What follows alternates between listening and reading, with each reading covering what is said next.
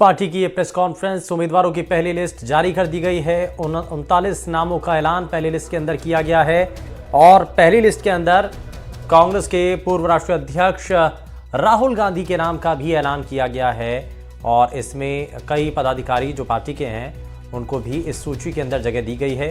रायपुर से विकास उपाध्याय उम्मीदवार होंगे और इसमें भूपेश बघेल को राजनांदगांव से उम्मीदवार बनाया गया है और साथ ही साथ अलग अलग सीटों का इसमें ऐलान किया गया। जांजगीर चांपा से शिव कुमार डहरिया जिनको एक बार फिर से मैदान में उतारा गया है। दुर्ग से राजेंद्र साहू और केसी वेणुगोपाल खुद भी चुनाव लड़ रहे हैं। महासमुंद से ताम्रध्वज साहू को टिकट दिया गया है और इस बीच ये बड़ी जानकारी मिल रही है कांग्रेस की प्रेस कॉन्फ्रेंस और यही उम्मीद थी कि कांग्रेस पार्टी अपनी पहली लिस्ट जारी करेगी। हालांकि उम्मीद यही थी कि इसमें ज़्यादा नामों का ऐलान होगा, लेकिन 39 नामों की जो पहली सूची है वो फिलहाल जारी की गई है और इसमें बहुत सारे नाम हैं जिनको इसमें शामिल किया गया है। भूपेश बघेल से लेकर के तमाम दूसरे नेताओं के नाम इसमें शामिल किए गए हैं। वायनाड से राहुल गांधी चुनाव लड़ेंगे इससे पहले भी, क्योंकि केरल के अंदर कांग्रेस पार्टी की बड़ी मजबूत स्थिति है और इसीलिए एक बार फिर से वायनाड, क्योंकि वायनाड से ही सांसद है राहुल गांधी, और एक बार फिर से इसी सीट पर राहुल गांधी को मैदान में उतारा गया है। हालांकि इससे पहले अमेठी से भी उन्होंने चुनाव लड़ा था, लेकिन अमेठी सीट से वो चुनाव हार गए थे। लेकिन दूसरी सीट, क्योंकि 2 सीटों से राहुल गांधी ने चुनाव लड़ा था, तो दूसरी सीट वायनाड की वो वहां से वो जीत गए थे, तो इसलिए वो लोकसभा पहुंचे। लेकिन सवाल ये कि क्या राहुल गांधी इस बार सिर्फ एक ही सीट पर, यानी कि क्या वो सिर्फ वायनाड से ही चुनाव लड़ेंगे या एक बार फिर से अमेठी से भी चुनाव लड़ने का उनका इरादा होगा, ये अपने आप में बड़ा सवाल है। या फिर अमेठी की सीट पर किसी और गांधी परिवार के सदस्य को उतारा जाएगा। रायबरेली की सीट भी खाली हो चुकी है क्योंकि सोनिया गांधी राज्यसभा से अब सदस्य बन चुकी हैं, तो ऐसे में रायबरेली की सीट पर भी, क्योंकि वैकेंट है, गांधी परिवार की सीट है और एक परंपरागत तरीके से सीट पर कांग्रेस पार्टी का लंबे समय से कब्जा रहा है, तो क्या उस सीट पर किसी और गांधी परिवार के चेहरे को उतारा जाएगा, यह अपने आप में बड़ा सवाल। लेकिन ये पहली लिस्ट जो है वो सामने आ चुकी है। 39 उम्मीदवारों का इसमें नाम, भूपेश बघेल, राहुल गांधी और तमाम बड़े दिग्गज नेताओं का इसमें नाम है। शशि थरूर तिरुवनंतपुरम से वो चुनाव लड़ेंगे। डीके शिव कुमार बेंगलुरु ग्रामीण से। पहली सूची में राजस्थान से कोई भी नाम का ऐलान नहीं किया गया है, क्योंकि जैसा कि राजस्थान में अभी भी बहुत सारी सीटों को लेकर के पशुपेश है, गठबंधन को लेकर के भी सवाल इस वक्त बने हुए हैं और इसीलिए अभी उस उलझन भरी स्थिति में, क्योंकि जैसा कि केसी वेणुगोपाल ने भी कहा कि अभी कई जगहों पर इंडिया अलायंस के साथ सीटों की शेयरिंग को लेकर के बातचीत चल रही है। हालांकि इंडिया अलायंस का कोई भी साथी जो है वो राजस्थान में नहीं है, तो ऐसे में जो क्षेत्रीय दल है, यानी कि इसमें आरएलपी के साथ गठबंधन की जो चर्चाएं चल रही हैं, संभावना इस बात की भी है कि आरएलपी के साथ गठबंधन हो, बीएपी के साथ भी गठबंधन होने की संभावनाएं हैं और अगर गठबंधन होता है तो उसमें सीट शेयरिंग का फॉर्मूला क्या रहने वाला है, इसको लेकर के बहुत सारी चीज़ें हैं। इसीलिए राजस्थान की किसी भी एक सीट का नाम इस पहली लिस्ट के अंदर शामिल नहीं किया गया है। बहुत क्लियर जो सीटें हैं, सिर्फ उन्हीं सीटों पर फिलहाल नामों का ऐलान किया गया है। बहुत सेफ साइड जो कांग्रेस पार्टी है वो इस वक्त इस चुनावी मैदान में उतरना चाहती है, किसी भी तरीके से कोई रिस्क नहीं लेना चाहती है। जैसा कि एक सवाल भी एक पत्रकार ने पूछा कि क्या आप बीजेपी, क्योंकि कई अपने सांसदों के टिकट काट चुकी है, तो आपकी स्ट्रैटेजी क्या है, तो केसी वेणुगोपाल ने कहा कि हमारी सिर्फ जीतने की अगर क्षमता है, यही हमारे लिए एलिजिबिलिटी है, तो इसको लेकर के बड़ा साफ है। कांग्रेस पार्टी का जो स्पष्ट रुख है वो साफ है कि सिर्फ जिताऊ कैंडिडेट होना चाहिए और उसी पर ही सिर्फ फोकस किया जा रहा है।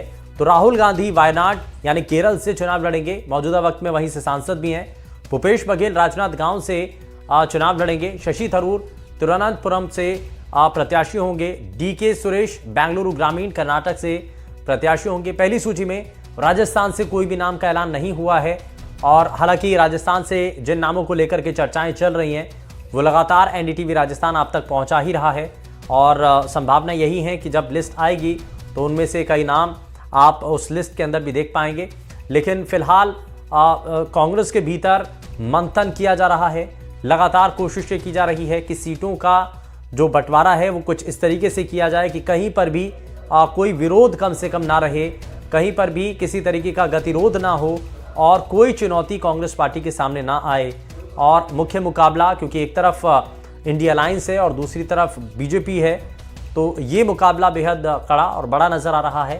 हालांकि कई मौक़ों पर इंडिया अलायंस के नेताओं ने बीजेपी के ऊपर सवाल भी उठाए हैं। बीजेपी के नेताओं ने कहा कि अलग अलग जगहों पर, क्योंकि 400 पार का नारा बीजेपी ने दिया है, बीजेपी सहयोगी दलों के जरिए 400 पार करेगी बीजेपी, लेकिन उनके साथ क्योंकि अकेले वो चुनाव नहीं लड़ पा रहे हैं, कैंडिडेट्स उनको नहीं मिल रहे हैं, इसीलिए वो दूसरे राजनीतिक दलों की तरफ रुख कर रहे हैं। ये कांग्रेस पार्टी के इंडिया अलायंस के नेताओं की तरफ से भी बयान दिए गए हैं। लेकिन फिलहाल पहली लिस्ट जारी हो चुकी है। पहली लिस्ट के अंदर कई बड़े नामों का ऐलान किया गया है। इसमें राहुल गांधी के नाम का जिक्र है, इसमें भूपेश बघेल का नाम है, शशि थरूर का इसमें नाम है, इसमें ताम्रध्वज साहू का नाम है, इसमें डीके सुरेश का नाम है इसमें। हालांकि इसमें एक बार फिर से आपको बताएं कि पहली सूची के अंदर राजस्थान से कोई भी नाम का ऐलान नहीं किया गया है और इसके पीछे कांग्रेस पार्टी की रणनीति भी हो सकती है। हालांकि अब इसको लेकर के राजस्थान बीजेपी के नेताओं की तरफ से जरूर हमला किया जाएगा और बार बार, क्योंकि वो सवाल उठा रहे हैं कि अब कांग्रेस पार्टी के पास कोई उम्मीदवार बचा नहीं है, इसीलिए अभी तक कांग्रेस पार्टी की लिस्ट नहीं आई है और लिस्ट अब पहली आ भी चुकी है, तो उसमें भी राजस्थान से कोई चेहरा नहीं नजर आया है। तो ये इस बात को लेकर के ज़रूर भारतीय जनता पार्टी राजस्थान हमलावर नजर आएगी। लेकिन फिलहाल जांजगीर चांपा से शिव कुमार डहरिया को मैदान में उतारा गया है, दुर्ग से राजेंद्र साहू को टिकट दिया गया है और अल्पुझा से केसी वेणुगोपाल को टिकट दिया गया है, महासमुंद से ताम्रध्वज साहू को टिकट दिया गया है और हासन से श्रेयस पटेल को टिकट दिया गया है। तो कुल मिलाकर के 39 उम्मीदवारों की एक लिस्ट जो है वो फिलहाल उतारी गई है और इस लिस्ट के जरिए जो पहली लिस्ट है, जो आगाज है कांग्रेस पार्टी ने वो कर दिया है और इस पहली लिस्ट के अंदर क्योंकि बहुत सुरक्षित तरीके से कांग्रेस पार्टी खेलना चाह रही है, मैदान में उतरना चाह रही है, हर एक कदम फूक फूक कर रख रही है, बहुत सोच समझ करके निर्णय लिए जा रहे हैं और इसलिए ज़्यादा कोई बड़ी लिस्ट नहीं आई है, सिर्फ छोटी से नामों की एक लिस्ट निकाली गई है। 39 उम्मीदवारों का जो नाम है वो पहली सूची के अंदर जारी किया गया है और कोशिश यही है कि हर एक नाम पर मंथन किया जाए, क्लियर किया जाए कि अगर इस सीट पर जीतने की उम्मीदें हैं तभी उस सीट पर जो नाम है डिक्लेयर किया जाए। तो ये बहुत साफ है। हालांकि कई सीटों पर इंडिया अलायंस यानी कि गठबंधन के तहत कई सीटों पर बंटवारा भी कांग्रेस पार्टी को करना है। जैसे कि दिल्ली की सीट पर 3 सीटें कांग्रेस पार्टी को मिली हैं, आम आदमी पार्टी को 4 सीटें हैं। तो ये जाहिर तौर पर कई जगहों पर, हालांकि इस बात को लेकर के भी सवाल पूछा गया तो उन्होंने कहा कि बहुत सोच समझ करके हम दिल्ली की सीटों का भी ऐलान करेंगे। तो यानी कि हर एक सीट पर मंथन लगातार किया जा रहा है, विचार विमर्श किया जा रहा है, कहीं पर कोई भी गलती कोई चूक ना हो, इस बात को खास तौर पर देखा जा रहा है। लेकिन इस बात के मायने क्या हैं कि पहली लिस्ट के अंदर राजस्थान से कोई भी चेहरा कांग्रेस पार्टी ने नहीं उतारा है, ये रणनीति के तहत या फिर असल मायने में राजस्थान के अंदर कांग्रेस पार्टी के सामने चुनौतियां ज़्यादा हैं, पहली गठबंधन की और दूसरा उम्मीदवारों की। तो क्या वो चर्चाएं सही हैं, क्या उनमें वाकई में दम है? खैर, बहुत सारी चीज़ें जो पर्दों के पीछे भी चल रही हैं जिनका सामने आना भी बाकी है, लेकिन हर एक सीट को लेकर के स्थिति हम आपके सामने रख रहे हैं। छत्तीसगढ़ से लेकर के इसमें केरल तक और अलग अलग जगहों की जो सीटें हैं, कर्नाटक की भी सीटें इसमें शामिल हैं, लेकिन राजस्थान को इस लिस्ट के अंदर शामिल नहीं किया गया। देश के कई और बाकी राज्य भी हैं जहां पर उम्मीदवारों का ऐलान अभी नहीं हुआ है और उसमें से एक राज्य राजस्थान भी है। राजस्थान में भी अभी किसी भी तरीके से प्रत्याशियों का, उम्मीदवारों का नाम ऐलान नहीं किया गया है।